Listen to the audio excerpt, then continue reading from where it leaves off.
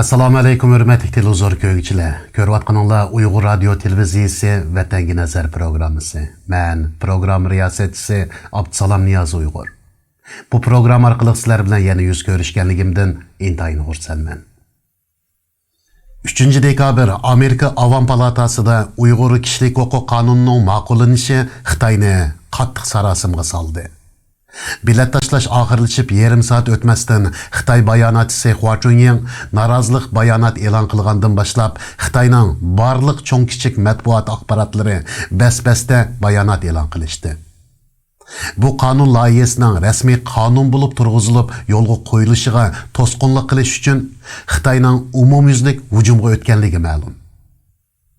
5 dekabr Xitoyning dunyoga qarata tashviqot markazi bo'lgan Xitoy yer shari televiziyasi ingliz tilida 50 minutlik Jungo Xinjiang terrorizmning oldingi sepi nomli hujjatli filmni ishlab tarqatdi.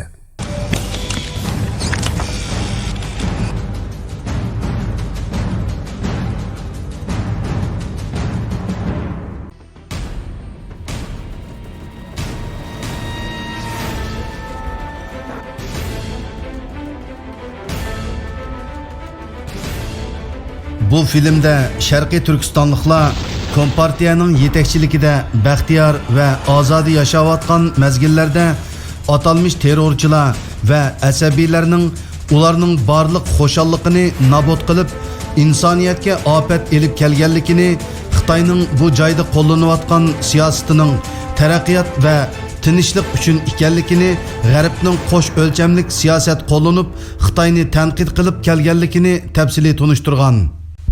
Xitoyning tashviqot organlarining bildirishicha, Xitoy bu videoni butun dunyoga, diplomatiya o'rinlariga, musulmon davlatlarga ko'plab yetkazib, Uyg'urlarni terrorchi deb tunishtirgan. Tazı qizib yalğanlarını torlarda keng yeyiyotganda Afg'onistondagi talibanlar ularning yalğanlariga radiya berib, biz Xitoyning bundaq asossiz ayblashlariga qattiq radiya beramiz. Biz talibanlarda chet ellik jihatchilar yo'q, Uyg'ur jihatchilar texmi yo'q deb inkas qaytirdi. Xitoyning bu filmiga 2009-yildan burungi ko'rinishlarmi kirishtirilgan bo'lib, Xitoy buni talibanlarga chatgan. Bu ko'rinishlarda beguna ommaga hujum qilgan qurolliqlarning hujumlari bo'lsa-mu, filmdagi ko'p sonliq voqea sodir qilguvchilarning Uyg'ur ekanligini belgili bo'lmaydi. Filmda yana 2009-yili Urumchi qatliamida Xitoy sinig'i elib olgan, o'ziga foydali deb qaragan ko'rinishlarni apchillik bilan qurashtirib chiqqan. Ayni chog'da Xitoyning puxroch kiyinib elib borgan hujumlari, tutqun qilish harakati, oilasidagilarni surishtirib chiqqan qiz ayollarimizning qurolliq askarlar oldidagi qo'lida to'mirning so'niqi yo'q holatlarini bu filmdan topa olamiz. Yani Xitoy bu qitim uzundan buyon Uyg'urlarni terrorchi deb tashviq qilishda ishlatib kelayotgan film suratlarini qaytadan yasab jabdub xalqaroga ilib chiqqan.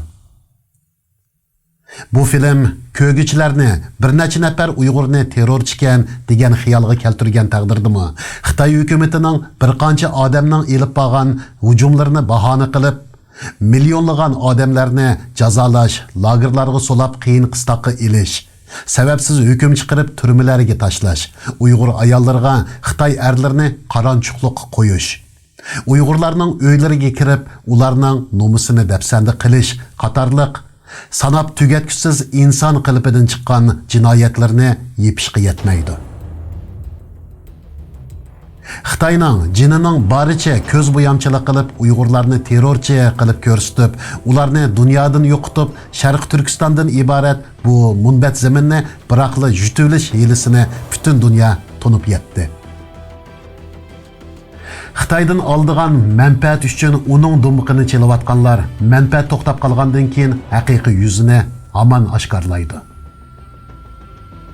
Kanadada əngi ilingan Xitayçı taratqı Vanway Duji namlı tor televiziyasının 4 dekabrdaki xəbirdə bu 2 gündən beri Xitayda buluvatqan vəziyyət doğrusida məlumat verilgan.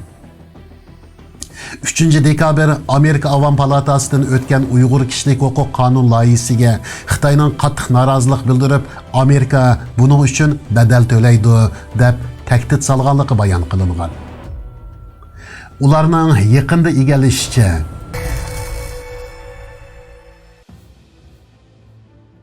Sharqiy Turkistondagi taqib sistemasi va yuqori besimliq siyosat shu joy xalqini bearam qilib qolmasdan shu yerdagi yashayotgan Xitoy xalqini qattiq bearam qilgan. Shu sabablik zo'r ko'lamda Xitoy noposi Sharqiy Turkistondan sirtqi qarab eqishga boshlagan. 2018 yildan beri Urumchi jamoat xavfsizlik organi nopos to'g'riliq uchurlarni e'lon qilishni butunlay to'xtatgan. Nanhua Atiganlik gazetining xabarida Xitoy markaziy hukumatining ishki xabariga qaraganda Xitoy Kompartiyasining Sharqiy Turkiston xalqiga qaratgan siyosatiga shu yerdagi Xitoy ishchi xizmatchi kadrlarimi norozi ekan. Oshkorlangan uchurlarga qaraganda tekshirish guruhi mas'uli Wang Yang yaqinqi bir necha yilda 3 qatim Sharqiy Turkistonga tekshirishga borgan. Uning Xi Jinpingga yo'llagan doklatidan masalaning haqiqatini ko'rib yetkili bo'ladi. Uning yo'llagan dokladida Sharqiy Turkistondagi Xitoy kadrlarmi u joydagi turmushdan norozi ekan. Sharqiy Turkistonda kadrlarning turmushimi nihoyatda qiyin bo'lib, kadrlar herib charchisimi aram elishqa petin olmaydi ekan. Yaqindan beri G'arbning Sharqiy Turkistondagi jazo lageriga oid tekshirish dokladlarining ko'payishiga agishib, New York vaqt gazetining oshkorlagan 403 betlik hujjatidan keyin Xitoy hukumati xalqaroda borgan seri ig'ir besimga uchirgan. G'arb davlatlari Xitoy hukumatidan mustaqil tekshirish o'mikining Sharqiy Turkistonga berib tekshirishga yo'l qo'yishini talab qilgan. Bu qitimliq Amerika Uyg'ur qonun loyihasiga qarta Xitoy taratqullari atalmış Şinjan masalasi milliy masala emas, diniy masala emas, terrorizmga va bo'lginchilikka qarshi kurash. Amerika Xitoyning ichki ishiga aralashdi. Amerika buning uchun badal to'laydi deb tashviq qilgan bo'lsa-mu, Sharqiy Turkistondagi hayotning bargancha nacharlashayotganligi oshkorlangan. Beijing hukumati 2017 yildan boshlab 2 million kadrni fuqarolarning uyida yetib qopishga o'rinlashtirib, bunimi atalmış Şinjan siyosatining bir qismi deb tashviq qilgan. Buning bilan ba'zilar muddatdan burun pensiyaga chiqishni talab qilgan bo'lsa-mu, rad qilingan. Hukumat Sharqiy Turkistondagi Turkiy qavmidagi millatlarga yuqori besimliq siyosatini qo'llanib kelgan. Bununğa qarta asosiy qatlamdagi Xitoy kadrlarimi o'xshashlar norozi bo'lgan. Shuning bilan Xitoy hukumati norozi bo'lgan kadrlarning o'rniga yangi o'qish bitirgan yoshlarni almashtirgan. Xitoy hukumati kadrlarning hukumatga qarshi qo'zg'alishidan ansirab, ularni tekshirib turgan. Sharqiy Turkistonni tekshirish xizmat guruhining mas'uli Wang Yangning 3 qatimliq nopos tekshirish doklatidan qaraganda, Sharqiy Turkistondagi Xitoyning noposi 2010-yili 8 million 830 ming odam bo'lib, umumiy noposining 40%ni tashkil qilgan. 2015 yiliga kelganda 8 million 860 ming deyilgan bo'lsa-mu, umumiy noposining 36%ni tashkil qilgan. Buningdan Xitoy hukumatining nopos yotkash siyosatining unum bermaganligi ma'lum bo'lib, Xitoy xalqi asta-asta Sharqiy Turkistondan ayrilgan. Urumchining 2018 yildagi muqim noposi 3 million 500 ming bo'lib, 2016 yildagi 3 million 520 mingdan tuvanlagan. Salohiyatini oshkorlashni xohlamaydigan birining oshkorlashicha, Xitoylarmi norozi bo'lishga, petin olmag'ashqa asta-asta ketishni tanlaydi ekan. Shu sababdan Xitoy noposining sirtqi eqish masalasi ko'rilgan. Beijing Universiteti Cemiyatshunoslik tadqiqotchisining dokladidami Xitoylarning tug'ilish nisbatining tuvanlishi Sharqiy Turkistondagi Xitoy noposining tuvanlishining yana bir sababi deb ko'rsatilgan. U dokladda ko'rsatilishicha, Uyg'urlarning tug'ilish nisbati Xitoylarninkidan xilli yuqori ekan. Biroq 2018 yildan boshlab nopos haqidagi uchurlarni oshkorlash tamoman to'xtagan. Sharqiy Turkistonning o'xshamagan yerlarida ishlayotgan Xitoylarning bildirishicha, Sharqiy Turkistonga kelganda murakkab tekshirishlardan o'tishi kerakli bo'lib qolmay, u yerdagi hayot butunlay taqib ostida o'tadi ekan. Ular Sharqiy Turkiston turmining o'zi. Ishlab pul tepib bo'lib darhol bu yerdan ayrilaman. Biz ketalaymiz. Biroq bu yerdagi boshqa yerlik millatlar bak ichinishli holda deganlarni bildirgan. Xalq To'ri Uyg'urcha kanalining 28-oktyabrdagi xabarida Xitoyning Birlashgan Davlatlar Tashkilotida doimiy turishliq vakillar o'miki bilan Xitoy insoniy huquq tadqiqot jamiyati birlikda 25-oktyabr Xitoyning Birlashgan Davlatlar Tashkiloti doimiy vakillar o'miki turishliq joyda yig'in ochganligini xabar qilgan edi. Yig'inga Sharqiy Turkiston, Hong Kong qatorliq rayonlarga chetishlik masalalar to'g'risida Xitoy va chet el taratqullarini xabarlantirish uchun Xitoyning atalmış insoniy huquq tadqiqot jamiyati va xalqaro aloqa jamiyatining mutaxassislarini taklif qilgan. Yig'inga atalmış mutaxassislar Xitoy va chet el taratqullariga Sharqiy Turkiston va Shizangning iqtisodiy, ijtimoiy taraqqiyoti, diniy siyosati, terrorlikqa qarshi turish vaziyati va Hong Kongning navbatdagi vaziyati qatorliqlarni tonishtirgan hamda bu haqda muxbirlarning savoliga javob bergan. Xitoyning atalmış insoniy huquq tadqiqot jamiyatining doimiy a'zosi, Nankay Universiteti insoniy huquq tadqiqot markazining mudiri Changjan Xitoydagi millatlar va diniy siyosatlarni nuqtaliq tonishtirib, Xitoyning birlikka kelgan ko'p millatlik davlat ekanligi, shundaqla har xil dinlar teng mavjud bo'lib turadigan davlat ekanligidan iborat safsatalarini sotgan. U yana Xitoyda har qaysi millatlar barobar va ittifoq, ularning o'zaro yordamlashishidek milliy siyosat yo'lga qo'yilgan. Her millet xalqining diniy e'tiqod erkinligi huquqi hurmat qilingan va qo'g'dalgan bo'lib, her millet xalqining uzoq muddatgacha inoq o'tishi, shundaqla oz sonliq millatlarning siyosiy, iqtisodiy, ijtimoiy va madaniyat jihatdagi umumyuzlik taraqqiyoti sijil ilgari surildi. Degandek yolg'on gaplari bilan xalqaroning ko'zini bo'yab Xitoyni bir jannatga o'xshash go'zal davlat deb ko'rsatishga uringan. Xitoy to'xtamay mushundaq yelimikir yolg'on gaplari bilan xalqaroni aldab keldi va aldashni davomlashtiryapti.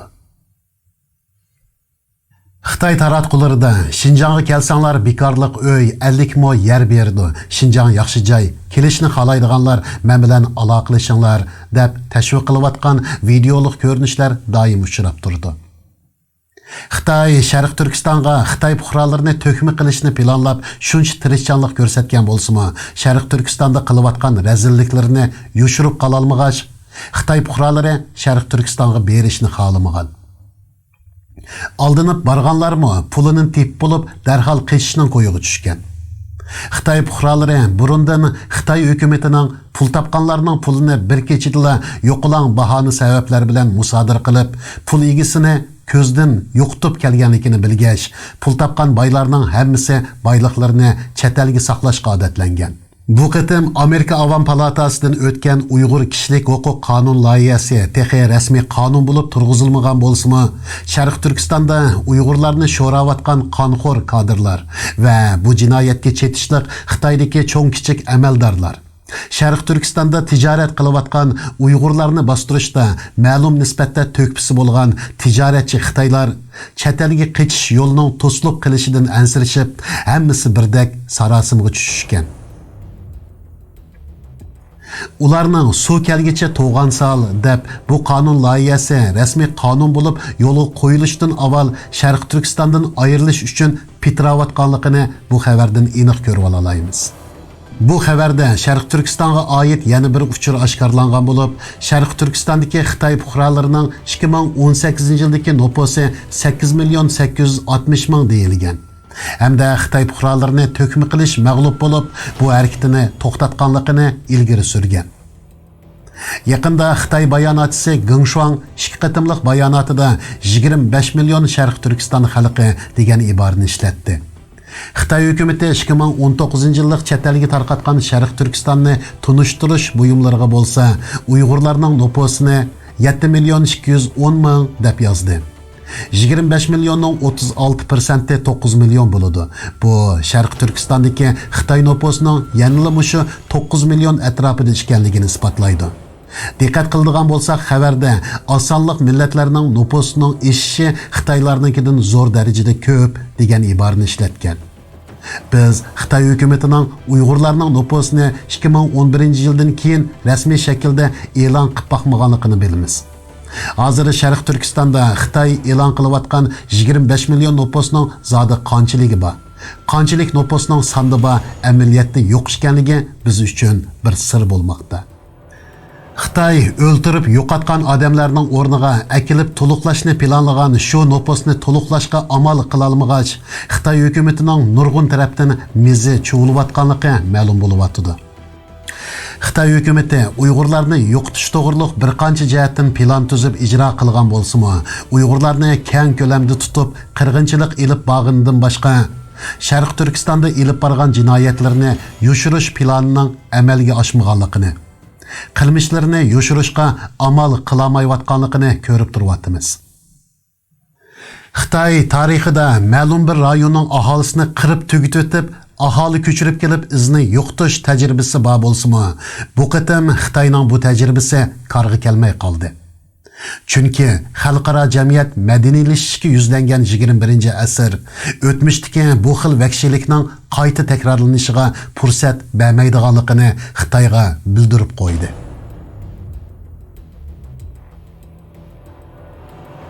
Amerikaning Uyg'ur kishilik huquq qonun loyihasining Avam palataning ma'qulligidan o'tganlik xush xabari tarqalib, orqadanla NATO Xitoyni eng cho'ng tahdid deb e'lon qildi. Kanadaning e-politika to'r gazetida xabar qilinishicha, Kanada parlamenti Kengash palatasining 2 nafar a'zosi Trudeau hukumatiga Magnitsky qonunini ishga solib, Hong Kong bilan Uyg'ur rayonida kishilik huquqni dafsanda qilayotgan Xitoy amaldorlarini jazolash to'g'risida qonun taklif loyihasi sungan. Kanada taratqullarining xabar qilishicha, bu taklif darhol Xitoyning qarshiligiga uchirgan. Xitoyning Kanadada turishliq bosh elchisi Sung Pyewo tahdid silib, agar Kanada parlamenti bu loyihani qabul qilsa, buningga qarta qattiq tadbir qo'llanadiganligini ilgari surgan. Germaniyada chiqadigan Dunyo gazeti oshkorlagan xabarga asoslanganda, bu oy ichida Yevropa ittifoqi Uyg'urlar va jazo lagerlari masalasini rasmiy kun tartibga qo'yib talash-tartish qilishni qaror qilgan. Xabarda bildirilishicha, Yevropa parlament a'zolari 16 dekabrdan 19 dekabrgacha Fransiyaning Strasbourg shahridagi markaziga jam bo'lib, Uyg'urlar va jazo lagerlari masalasini 3 kun talash-tartish qiladi ekan. Yevropa ittifoqi tashqi ishlar komitetining raisi David Mel Alstrening bildirishicha, Strasbourgdagi bu talash-tartish elib berilishdan ilgari 9 dekabr kuni o'tkaziladigan Yevropa ittifoqining umumiy yig'inida Uyg'urlar masalasini muzokaraga qo'ydi ekan. Xabarlarga qaraganda, Avstraliyaning Xitoyning jazo lageri masalasi to'g'risida bir qonun chiqarishini muzokara qilayotganligi ilgari surildi. 5 dekabr Turkiya xabar 7 kanalining xabarida aytilishicha, Londonda ochilgan NATO boshliqlar yig'inida Xitoyni NATOning yangi raqibi deb e'lon qilganligi bildirildi. Qadrli televizor ko'ruvchilar, maxfiy hujjatlarning kayni-kayndan oshkorlanishi, Uyg'ur kishilik huquq qonun loyihasining ma'qullikdan o'tishi bilan Xitoy medialari Uyg'urlarni terrorchi sahnasiga elib chiqish o'yinini yangi boshladi. Xitoy bayonotchisi Hua Chunying 2014-yili 1-martda yuz bergan Kunming voqeasini Sharq Turkistondan kelgan milliy bo'lginchilar sodir qilgan terrorlik voqea deb qaytadan o'tirg'i elib chiqib bildirilishi bilan istansimiz Gollandiyada yashayotgan Mardan apandimning telefon shikoyatini topshirib oldi. Mardan apandi ayni vaqtdagi voqea haqida o'zining anglaganlarini televizor ko'ruvchilarimiz bilan o'rtoqlashishni muhim deb qaraganligi uchun biz uni istansimizga taklif qildik. Tövende Mardan apandimning bayonlariga quloq solaylik. Men so'zlarimning rostligini isbotlash uchun Muborak Qur'oni Karimimni birga elib keldim. Men bugun Qur'oni Karimimga qo'limni qo'yib turib so'zlarimni bayon qilaman, ya'ni o'z qulqim bilan anglaganlarimni bayon qilib o'taman. 2014 3-oyning 1-kuni Kunming poyezd stansiyasida bir odam o'ltirish chanash voqeasi yuz berdi. Xitoy bu voqeani bizga döngab qo'ydi, ya'ni bizni qildi deb xalqaroga anglatdi.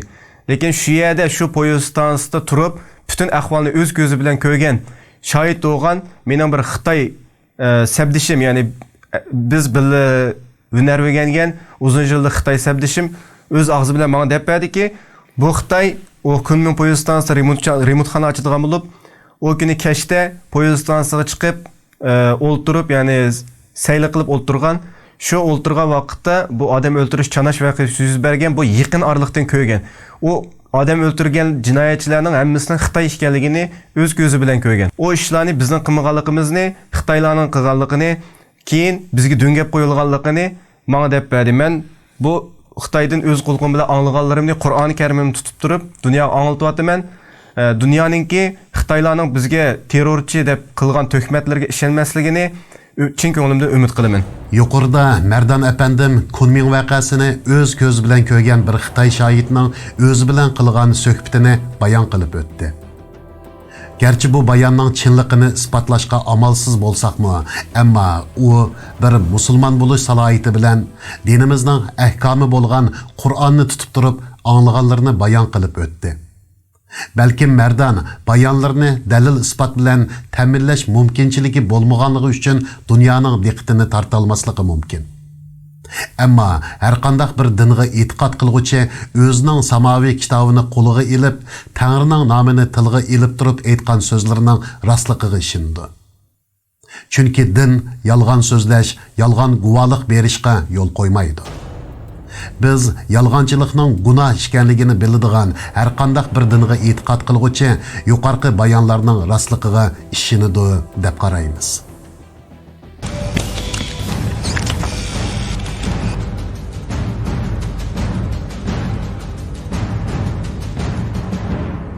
Xitoy o'zini har qancha pardozlasimi, o'zini har qancha esil sifatlab uyun qo'ysimi, niqob ostidagi yuzini yoshirib qola olmadi. Yolg'onchiliklari oshkorlanib xalqaroda rasvo bo'lgan Xitoy yana xijil bo'lmasdan bu o'yinni davomlashtirib ketyapti. Bir tarafdan tahdid solsa, yana bir tarafdan biz gunohsiz deb jar selyapti. Xitoycha insoniy huquq, Xitoycha demokratiya deb atab, lipop ichiga silib, boshqalarning ko'zini bo'yayotgan bu yeli mikrlari dunyoga oshkorlanib, bir tarafdan xalqaroning besimiga uchursa, yana bir tarafdan pul bilan aldab, Sharq Turkistonga akelgan Xitoy fuqarolarining jonni ilib qechishlariga taqobil turib bo'lolmay qiyin ahvolda qoldi. Bu kunga qilishini o'ylamagan Xitoy hukumatining o'yinini ko'rdigan kun oxiri yetib keldi. Xitoy tashviqot va faoliyatlarini texmo kuchaytgan bo'lib, indakka keltirgili bo'ladigan har bir teshikcha qo'ymay burnini tiqib, bu o'tkaldan o'tib ketishga tirishmoqda. Dunyoning har qaysi joylarida yashayotgan Uyg'ur qarindoshlarning bugünkidek tarixiy paytda sagak bo'lishini, Xitoyga foydali ish qilib berishdan saqlanishni alohida tavsiya qilamiz.